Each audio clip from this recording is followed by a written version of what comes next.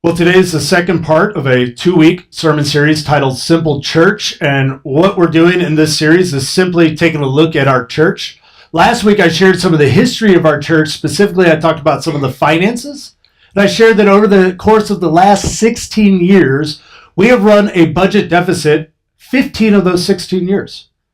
In fact, over the course of those 16 years, our church has spent nearly $380,000 more than what we have brought in. Which begs the question, how in the world are we still here? How have we been able to survive such a budget deficit? And the answer is that God chose to plant a financial seed through an unlikely individual, a man named Melvin Thomas, who didn't really have a strong connection with the church. But he planted that seed and has helped our church stay alive to this point, and it's given us the opportunity in this season to stage a comeback. Because in 1983, the average worship attendance in this space was 266 people. Just look around. Can you imagine seeing the pews filled up? And this place was rocking. And it's not about pure numbers, but I just want you to think about if you invited a friend or a coworker or a neighbor that you know has been struggling and just needs some hope in their life. And if they were to show up and there was 266 people in this place, that would have energy. I mean, shoot, when we have 80 people, we feel like the energy has been amped up. And we believe that we're getting back to that place. And so what I want to do today is I want to start off by painting a picture of what it would look like for us to stage this comeback. And I also want to suggest that this is what it looks like, that in this stage, with this amount of people, that this is what it looks like for us to be a church when we're at our best. Our vision for a church is to be a church that loves like Jesus. It's that simple, yet it's that profound. Because if you begin to look at the life of Jesus and consider how he loves people, one of the first things you'll find is that Jesus was incredibly intentional about relationships. Peter, one of his disciples, probably the most famous of his disciples, he comes across Peter one day and he asks Peter to leave the family business. Peter was a fisherman. To drop the family business, to leave his hometown and come follow him. It seems like this dramatic, spur-of-the-moment, spontaneous thing. But if you read through the Gospels and read closely, you'll find that Jesus had been investing in a relationship with Peter for some time before he ever makes that invitation. Jesus was incredibly intentional about building relationship. There was a man named Matthew who was a tax collector, and tax collectors in the time of Jesus, they were collaborators, they were traitors, they collaborated with the Roman Empire. Everybody hated them. Jesus comes across Matthew and invites Matthew to follow him, to the horror of his disciples who couldn't believe that he'd asked such a person. And where do they go? The first place that Jesus goes with Matthew is Matthew's house. And he hangs out with Matthew's friends because Jesus was very intentional about building a relationship with Matthew. And guess what Matthew wrote? The Gospel of Matthew. One of the best and most engaging stories of history. One of the 4 accounts of the life of Jesus. Jesus was incredibly intentional about relationship. And when we are at our best, that's what we do. We wear name tags and take photos of our members and put them up so that we can get to know each other. We have a Next Steps lunch right after church today and invite all of you to stay. And just take the steps downstairs and eat a light meal and just connect with individuals, because that's how relationships are built. And that's how Jesus loved. He was very intentional about creating relationships. Another thing you'll notice is that he was incredibly faithful in doing what that he could do and then trusting God with what only God can do. And here, I like to talk about faith as a skill, like a technical term. It's the ability to do what you can do and then trust God to do what only God can do. One time this man comes up to Jesus and he says, Jesus, I want to know what I must do to inherit eternal life. And Jesus says, well, follow the 10 commandments. Honor your mother and father. Don't murder. Don't steal. The man says, hey, I've been doing that ever since the day I was born. I've been doing that. Jesus looks at him, has compassion on him, loves him. And he says, you lack one thing. Sell all your possessions and come follow me. There's one thing standing in the way for this man. It's his attachment to his money. And we're told that the man becomes very sad because he's got lots of money. And he can't imagine a life where he doesn't benefit from the status and the comforts of his wealth. And so he walks away. And what does Jesus do? Does he chase him down the road? No, he lets him go. Because Jesus, he can give the insight. He can make the investment. He can give the invitation, but he can't make people follow. And in your life, you can invest in your neighbor, your coworker, your family member. You can invite them to church. You can invite them to coffee. You can invite them to all sorts of things, but you can't make them come. But as a group of people, as a gathering of Jesus followers, what we want to do is be faithful. We want to take the opportunities that are there. We want to walk through the doors that have been opened. And Jesus was incredible at doing this. And to love like Jesus means that we do it. Last thing you'll notice about Jesus, among other things, is that he was a servant leader. He was the epitome of servant leadership. And you know what servant leadership is? It's when you go first to be last. It's when you don't make it about you. When you understand that the most direct way to serve yourself is actually through serving others.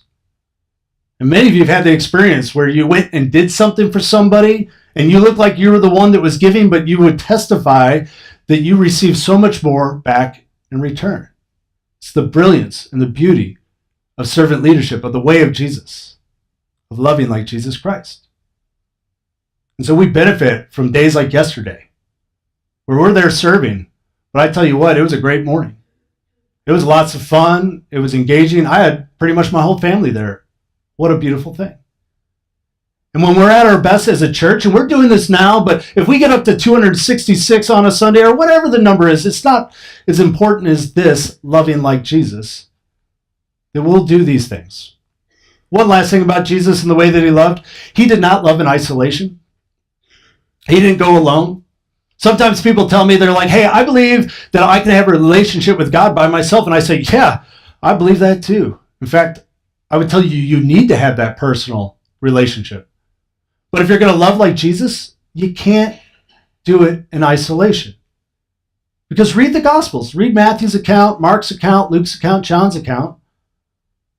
One of the first things that Jesus does is he begins investing in people and inviting them into relationship. And he builds a group. And then he travels around with that group. You can't love like Jesus in isolation. So at some point, in some place, you must choose some people to lay down roots with.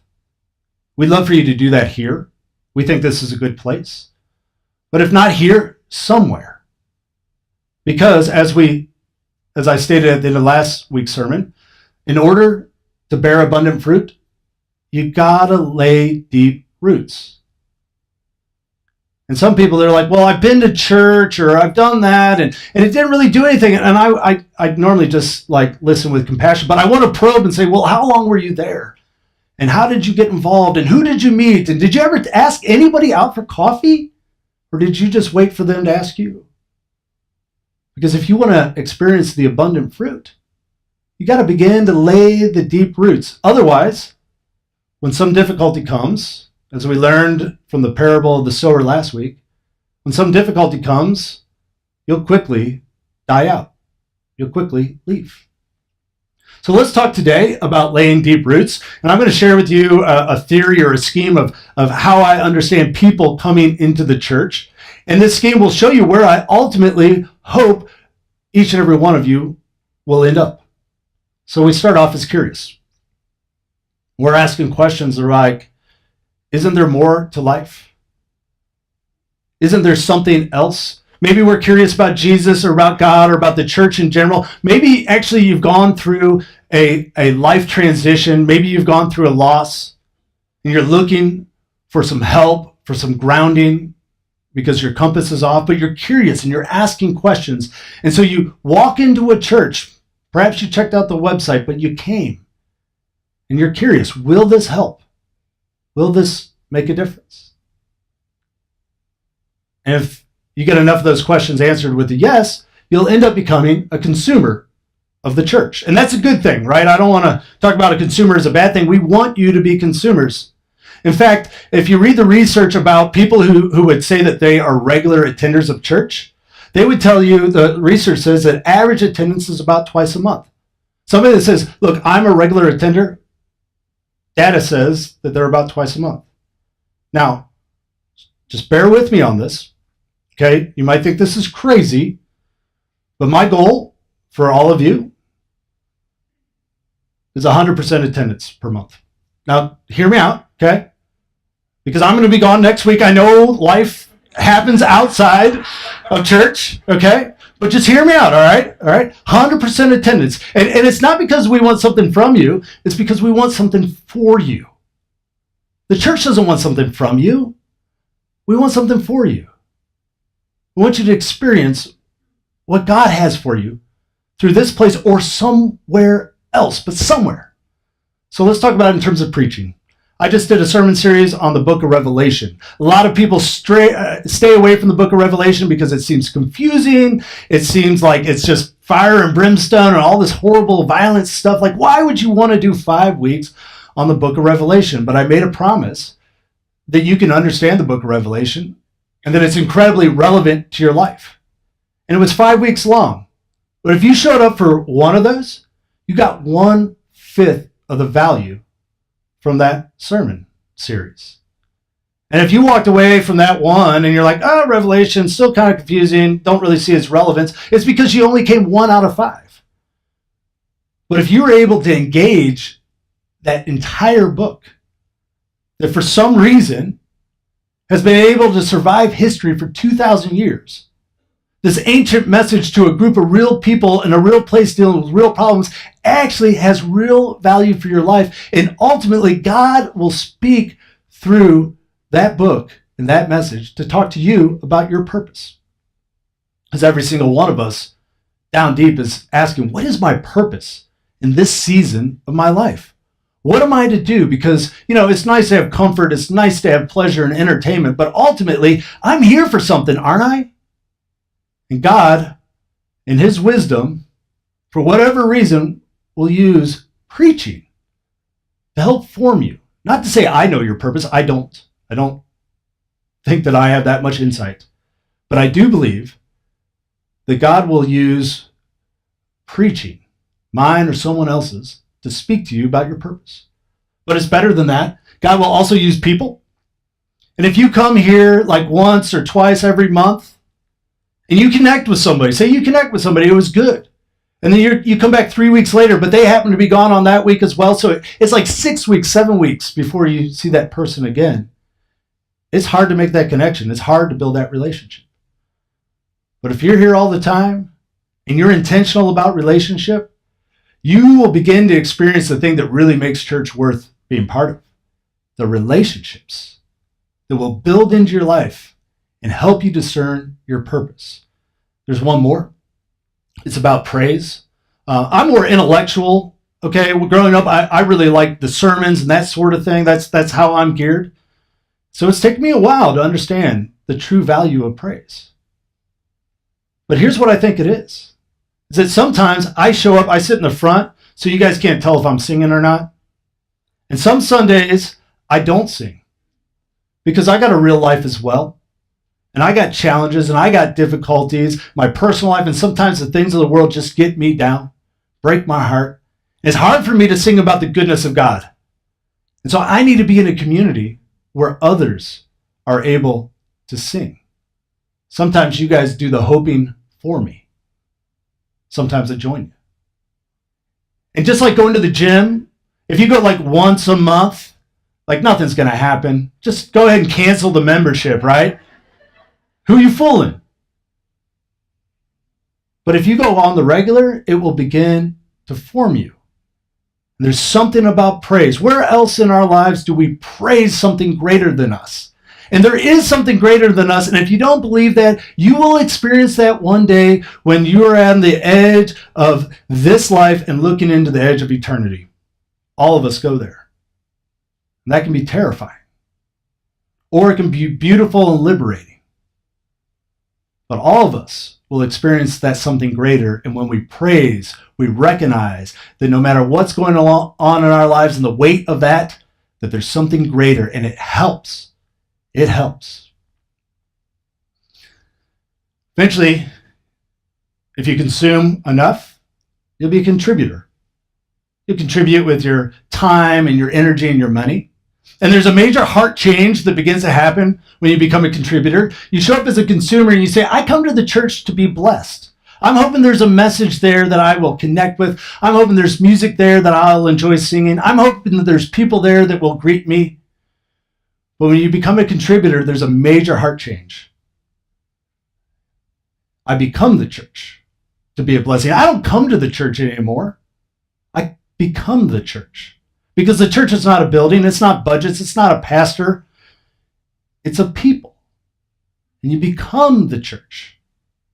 And so when you're driving here, you're making this mental shift going, yeah, I hope that I get to sing and get touched by a message and get greeted, but I'm thinking about the people I know will be there and thinking about the people I don't even know yet that might be there. And how might I be intentional about being in relationship with them? How might I serve them? And that's a major change. And it makes this thing come alive for those that are able to do it. Jesus, he has this teaching, and he talks about the reciprocal nature of what we give. And this teaching is found in the Gospel of Luke. Some call this the Sermon on the Hill, because in Matthew chapter 5, we find the Sermon on the Mount. Anybody remember that? Come on, raise your hand now. I know there's a few. All right. Matthew chapter 5, Sermon on the Mount, the best sermon ever preached, and this is Luke's version. And we're hopping right in the middle, but let me show you the reciprocal nature of things that Jesus preaches about. Do not judge, and you will not be judged. Do not condemn, and you will not be condemned. Forgive, and you will be forgiven. Give, and it will be given to you. He's not talking about your eternal salvation, because our eternal salvation comes through the gift of God's grace. But he is talking about here and now, and how life will play out.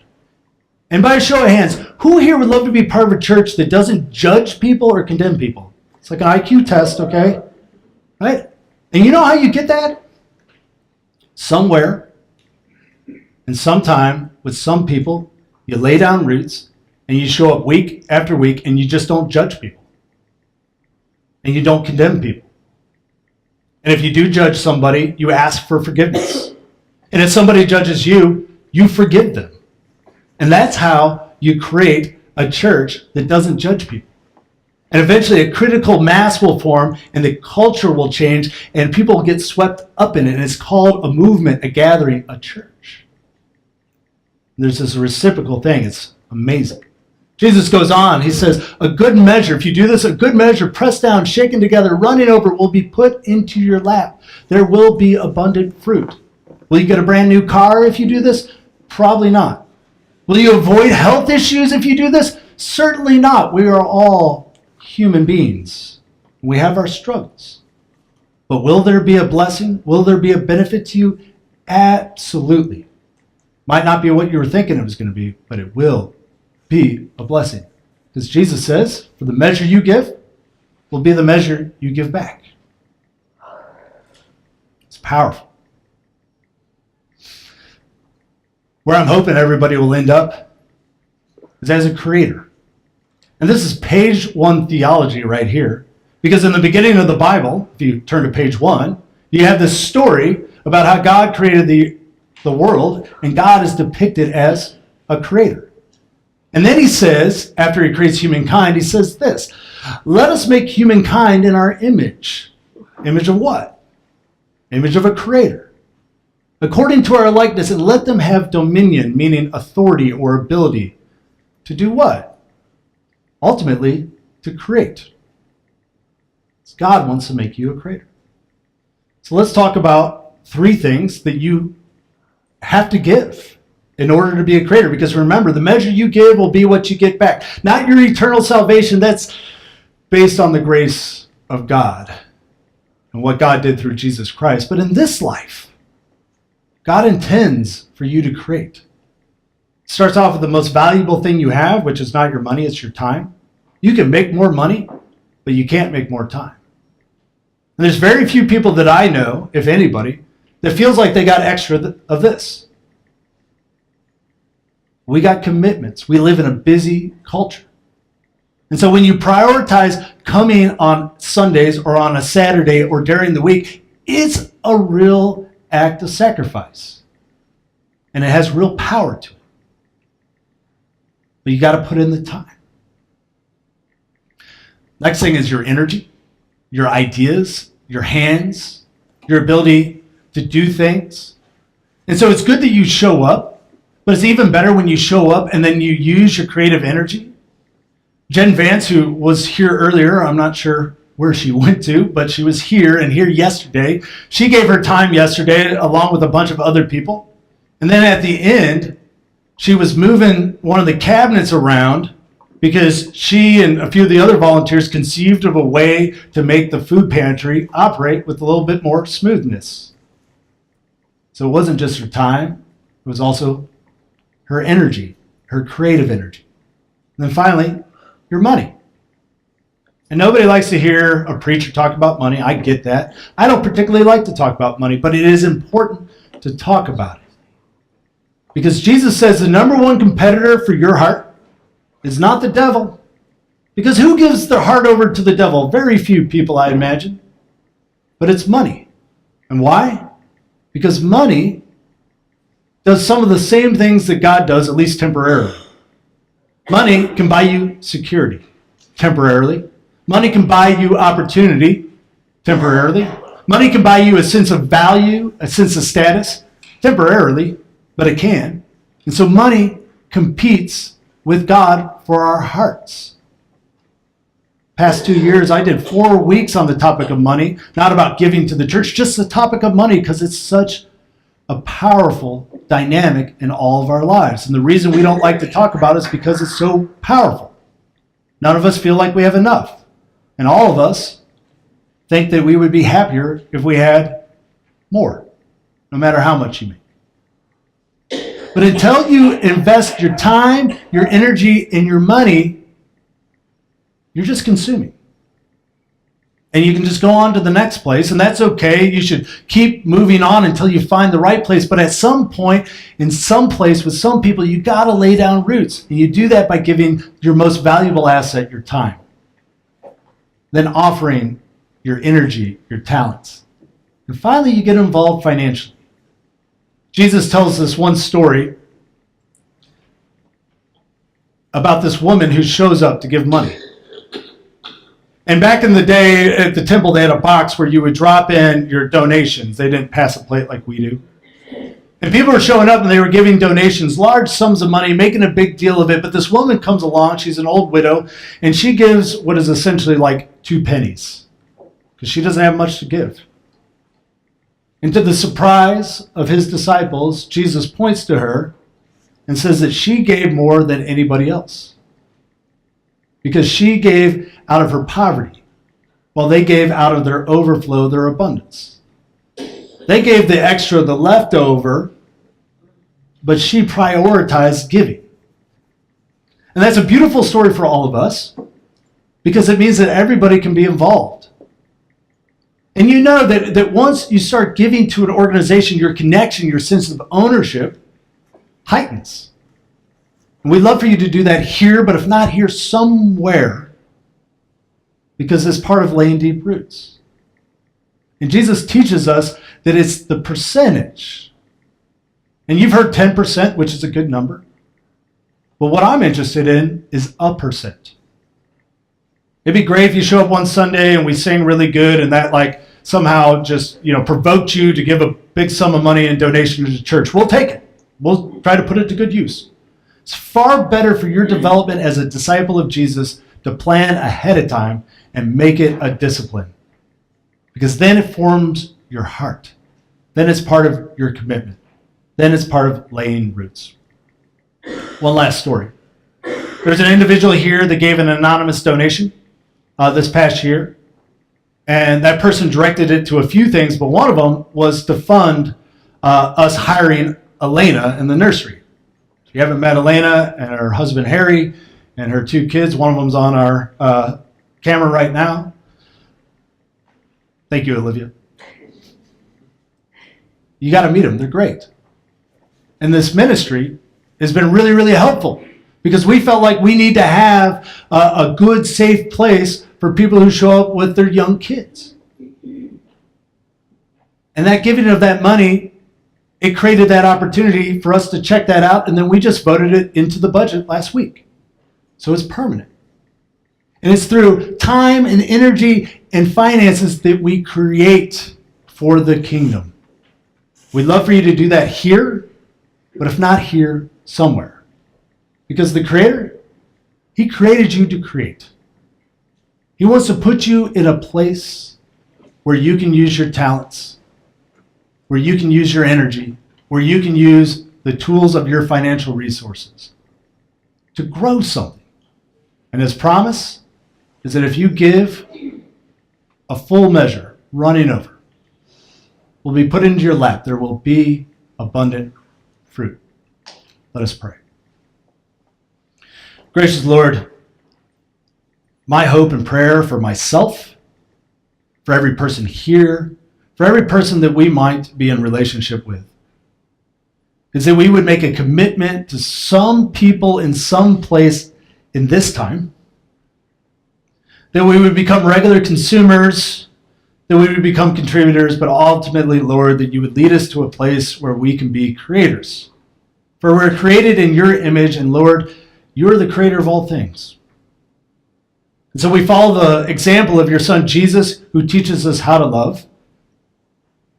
And we create by being intentional about relationship, growing in our faithfulness, and being servant leaders. And God, we believe the promise of Jesus that whatever we may do, that you can use that and grow abundant fruit. In Christ's name, amen.